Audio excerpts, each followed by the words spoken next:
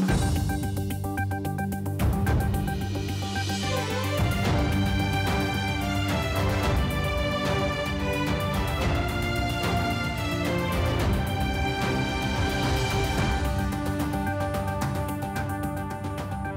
was a welcome relief to see daily COVID-19 death tally fall well before the 100 mark, the third time it happened in the past 7 days.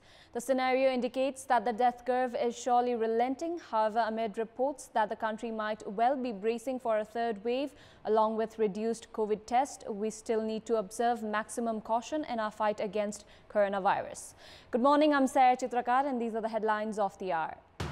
The opposition alliance condemns the government's move of restructuring the cabinet, even as the writ against House dissolution is sub judice at the Apex Court.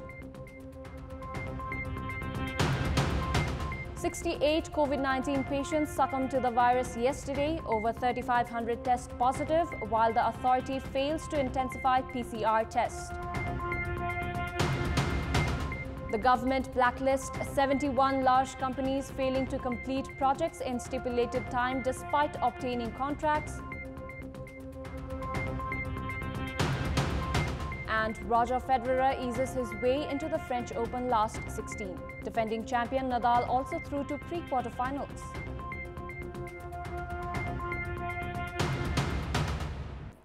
The opposition alliance has condemned Prime Minister KP Sharma Oli's move to restructure Council of Ministers at a time when the writ filed against the dissolution of House of Representatives is sub judice at the Apex Court. The opposition alliance yesterday issued a joint press release terming the Premier's move to restructure the cabinet as unconstitutional and undemocratic. Congress President Sher Bahadur Deuba, Chairman of Maoist Centre Pushpa Kamal Dahal, disgruntled Madhav Nepal faction of CPN-UML, Chairman of Janta Samajwadi Party Upendra Yadav and Leader of Jana Morcha Durga Paudel flayed the government move through a press release on behalf of the opposition alliance. Likewise, the alliance has termed the decision to permit export of stones and sands of Churai region in the budget that was introduced through ordinance as an anti-national move. The alliance in the press release has charged the Premier of exploiting the country's resources while being driven by a lust for power. The opposition alliance has demanded the government to withdraw its decision that might fast begin the desertification of the Tarai region. The country continues to reel under the COVID-19 crisis as 68 individuals succumbed to the infection, while 3,540 individuals tested positive for coronavirus yesterday. The latest deaths have taken the COVID-19 casualty tally to 7,799 in the country. Meanwhile, 8,243 patients registered full recovery, taking the recovery tally to 484,373. The recovery rate now stands at 82.8%. According to the Health Ministry, 11,471 tests through the PCR method were conducted yesterday. There are 585,100 active cases in the country, while Kathmandu Valley alone reported over 900 new cases as of latest update.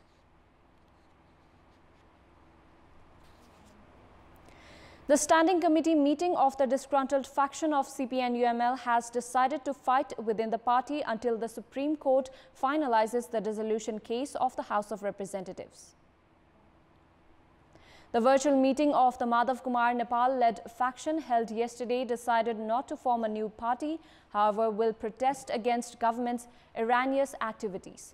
The meeting also came down heavily on Prime Minister and Party Chairman KP Sharma Oli for restructuring the cabinet, terming it as an unconstitutional decision at a time when midterm elections have been announced. Concluding that the verdict of the Supreme Court would change the political dynamics of the country, the meeting decided to come up with an action plan based on the court's decision. The meeting also reiterated that there is no possibility of a party unity until the party chairman agrees to step back from his decisions. Leaders participating in the two-day meeting that started yesterday suggested the party leadership to make efforts for party unity till the last hour and to even form an alternative force if necessary. The Public Procurement Monitoring Office has blacklisted more than 71 large companies so far this year, as there is tendency of obtaining contracts under influence and leaving them stranded without completion. We have more in this report. At the recommendation of the Division Road Office Hetauda, the Public Procurement Monitoring Office blacklisted 20 construction companies at the same time as they left projects costing 3 to 4 million rupees unattended. Contractor companies including Big Brother Construction Service, Vinayak Construction and Naya Yug Construction Service will not be awarded any new projects as they have been blacklisted. If these companies fail to justify their expenditure, they will be obliged to pay back the advance as arrear amount.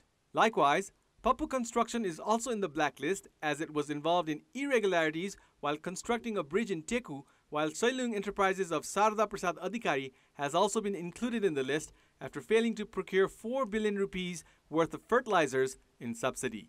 With this, Hanika Enterprises, which has a joint contract with Soilung Enterprises, will also be deprived of receiving any contracts. Entrepreneurs who have been seeking extension of their contracts have been blacklisted as they have allegedly abused the mobilization amount and failed to complete projects as per contracts.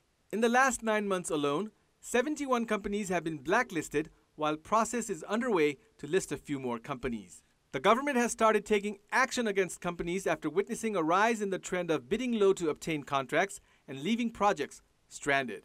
Experts opine that the unhealthy competition for the mobilization amount of 10 to 20% of the total cost paid by the government after obtaining the contract could be one of the main reasons for the delay in completion of the projects.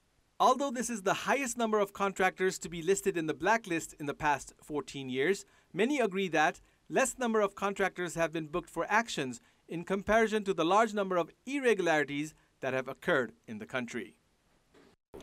It was World Environment Day yesterday. In this context, in our Public Voice segment, we had asked the participants in a tree plantation program held in Rupandehi district what should be done to make the earth habitable to all living beings.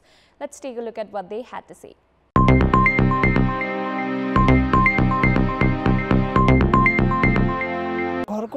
अगाडि हामीले सकेसम्म निमपटाको बिरुवा लगाम स्वच्छ हावा खाम भौतिक विकास त हामीले गर्नै पर्ने हुन्छ त्यसमा चाहिँ कम क्षति हुने गरी र क्षति भएको ठाउँमा त्यसलाई फेरि तुरुन्तै रिक्याब हुने गरी सँगसँगै कार्यक्रम लिङ्क गरेर लैजानुपर्छ भएका रुखहरूलाई सकेसम्म नकाट्ने अनि राम्रोसँग व्यवस्थित गर्ने अनि जलाधारहरूलाई पनि राम्रोसँग व्यवस्थित गर्ने पारिस्थितिकी प्रणालीलाई जब हामीले चाहिँ रिस्टोर गर्दैनौँ पुनर्स्थापित गर्दैनौँ तबसम्म यस्ता वातावरणीय समस्याहरू देखा परिरहन्छ पल्लो तटीय क्षेत्रदेखि तल्लो तटीय क्षेत्रसम्मको क्षेत्रहरूलाई संरक्षण सम्वर्धन र व्यवस्थापन गर्नुपर्छ सबैले आफ्नो घरहरूमा कमसेकम पनि एक-एकवटा वृक्षारोपण गर्न सकियो भने पनि वातावरणमा सकारात्मक प्रभाव हरियाली बनाउनु पर्छ मेन्टेन गर्नुपर्छ अनि रुखहरू धेरै काट्नु हुँदैन वृक्षारोपणदेखि लिएर अन्य वातावरणीय मापदण्डहरू कायम गरेर हामीले आवश्यकता लेभलमा मात्र चाहिँ वातावरणलाई प्रदूषण हुने स्थिति बनाउन सक्यो भने त्यसले पनि निकै नै वातावरणलाई चाहिँ राहत पुर्याउन सकिन्छ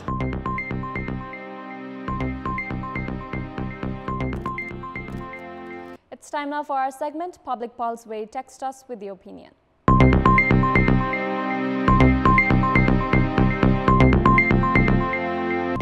Here's the question: what's the reason for foreign investment companies repatriating large amounts of dividends amid the pandemic?